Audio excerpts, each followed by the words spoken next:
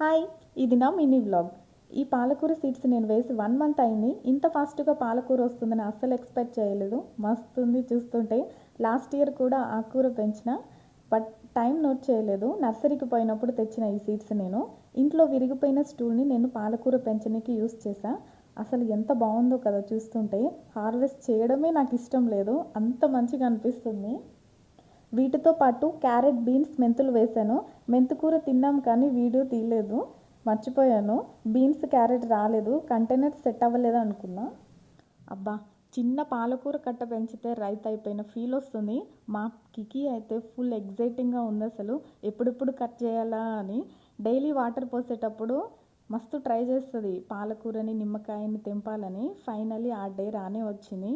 ఇంకా కికి నాకు కోతి కొబ్బరి చిప్ప ఇచ్చినట్లే. మాకు నచ్చినంతసేపు స్టిల్స్ ఇచ్చినాం ఇద్దరం కలిసి.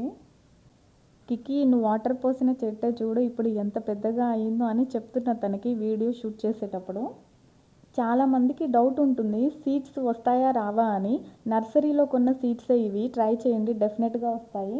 ఆకుకూరలకి మనం ఫెర్టిలైజర్స్ యాడ్ చేయాల్సిన అవసరం లేదు, చాలా సింపుల్గా పెంచవచ్చు. జస్ట్ సీడ్స్ వేసి వాటర్ పోస్తే సరే. బట్ చెక్ చేయాలి డైలీ, పురుగు వస్తుందా, లీఫ్ హెల్తీగా ఉందా లేదా అని చెప్పి. మాకున్న ఈ చిన్ని చెట్ల దగ్గర మేము చాలా టైం స్పెండ్ చేస్తాం. వర్షాలు వస్తున్నాయి కాబట్టి లీఫ్ని ఖరాబ్ చేసే ఇన్సెక్ట్స్ వస్తాయి, చెక్ చేసుకోవాలి. ఇఫ్ ఇన్ కేస్ వస్తే చుక్కకూరకి రావచ్చు, దానికి నీమ్ స్ప్రే కానీ నీమ్ ఆయిల్ కానీ యూస్ చేయొచ్చు. ఇప్పుడు హార్వెస్ట్ చేశాక మళ్ళీ వస్తుంది, 3 వీక్స్ అలా టైం పడుతుంది పాలకూరకి. మనం ఎక్కువ కావాలి అనుకుంటే సీడ్స్ క్వాంటిటీ, కంటైనర్ క్వాంటిటీ పెంచితే సరిపోతుంది. లీవ్స్ చాలా హెల్తీగా ఉన్నాయి. మీరే చెప్పండి, ఈ కట్ట బయట ఎంతకి ఇస్తారో. ఎంత తక్కువకి ఇచ్చినా మనం పెంచుకున్నది కాదు కదా. అందుకే మన సబ్స్క్రైబర్స్ వినండి, ఓసారి ఇలా ట్రై చేయండి. ఓకే, ఇప్పుడైతే రకరకాల స్టిల్స్ పెట్టి వీడియో చేసినాం. ఫైనల్గా ఇద్దరం తట్టాపుట్టా సర్దుకొని కిందకు పోతున్నాం. ఎప్పుడు స్టెప్స్ దిగినా నన్ను పట్టుకోవద్దని చెప్తుంది. డైలీ ఆమంతటా ఆమె వస్తుంది, నేను రిక్వెస్ట్ చేస్తే కలిసి నడుస్తుంది. ఇప్పుడు ఈ పాలకూరని కికి అండ్ ఆమె ఫ్రెండ్తో కలిసి కట్ చేయాలని రెడీగా ఉంది.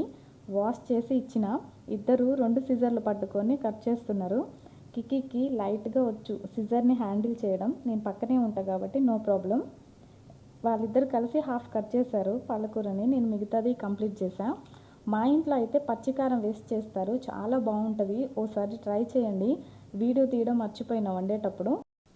అంతే, ఈ వ్లాగ్ ఇంతటితో అయిపోయింది.